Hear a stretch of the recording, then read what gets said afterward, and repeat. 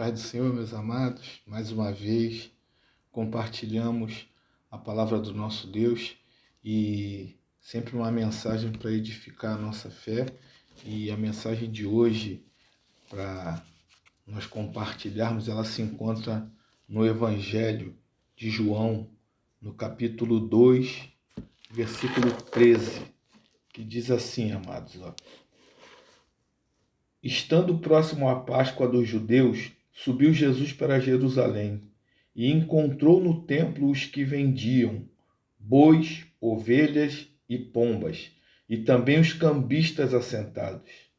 Tendo feito um azorrague de cordas, expulsou todos do templo, bem como as ovelhas e os bois, derramou pelo chão o dinheiro dos cambistas, virou as mesas e disse aos que vendiam as pombas: Tirai daqui essas coisas, não façais da casa de meu pai casa de negócio. Lembraram-se os seus discípulos de que está escrito: O zelo da tua casa me consumirá. Perguntaram-lhe, pois, os judeus: Que sinais nos mostra para fazer essas coisas? Jesus lhe respondeu: Destruí esse santuário, e em 3 dias o reconstruirei. Replicaram os judeus: Em 46 anos foi edificado esse santuário, e tu, em 3 dias o levantarás? Ele, porém, se referia ao santuário do seu corpo. Quando, pois, Jesus ressuscitou dentre os mortos, lembraram-se os seus discípulos que ele dissera isso e creram na Escritura e na palavra de Jesus. Amados, é uma passagem onde nos leva a uma reflexão, um pensamento bem distinto daquilo que o Senhor ele reserva para as nossas vidas, porque os discípulos lembraram, então creram, eles lembraram e creram. Então, após a morte do Salvador na cruz,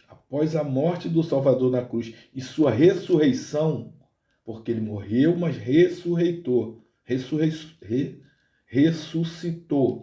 Então, eles se recordaram e finalmente entenderam as palavras de Jesus. Destruí esse santuário e em 3 dias o reconstruirei. Está em João 2,19. Então, amados, para a nossa fé crescer, para que a nossa fé cresça, nós também precisamos nos lembrar da cruz e do túmulo vazio. A cruz e o túmulo vazio, porque Jesus estabeleceu um memorial da sua morte, uma prática que chamamos de ceia do Senhor, certos de que a nossa fé e esperança seriam fortalecidas ao relembrarmos o que ele fez por nós. Ele disse: Fazei isso em memória de mim. 1 Coríntios 11, 24. Toda vez que nos reunimos para tomar o vinho e comer o pão, lembramos o que lhe custou para nos redimir. Amados, precisamos entender isso, mas entretanto o verdadeiro cristão não vive apenas de lembranças, amados. O verdadeiro cristão não vive apenas de lembrança, mas ele vive com esperança no porvir. A esperança do crente está no porvir.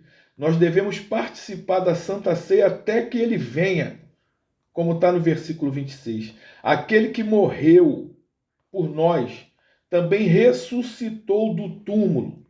Então, amados, ao pensarmos em nossos entes queridos que morreram em fé, nossos entes queridos que morreram na fé, nós ansiamos, desejamos pelo dia em que os sepulcros se abrirão e nós os veremos outra vez. Nós os veremos outra vez, amados, porque Jesus vive. Podemos estar seguros de que nós também viveremos.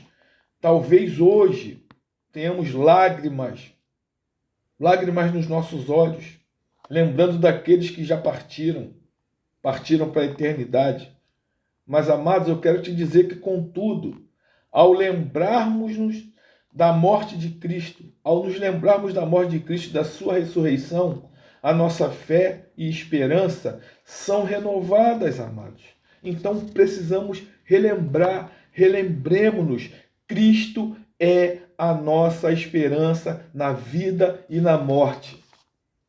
Amados, quando, pois, Jesus ressuscitou dentre os mortos, lembraram-se os seus discípulos de que ele dissera isso e creram na Escritura. O que falta para você crer? O que falta para você? Amados, em nome de Jesus, eu peço a Deus que você consiga entender as mensagens que são compartilhadas, as pequenas mensagens. Amados, é muito importante você saber a necessidade de participar da ceia, a necessidade de ter comunhão com o corpo do nosso Deus. Amados, em nome de Jesus, eu quero abençoar você que está acompanhando esse estudo que nós estamos fazendo, essas ministrações. Eu quero abençoar você em nome do Senhor Jesus. Quero que Jesus esteja presente na sua vida para que você possa trazer à memória que ele morreu, mas ele ressuscitou e levou sobre si todas as suas pisaduras. Deus te abençoe. Em nome do Senhor Jesus, Pastor Carlos Augusto, mais uma vez, compartilhando da palavra de Deus com você. Muito obrigado por me acompanhar. Deus te abençoe.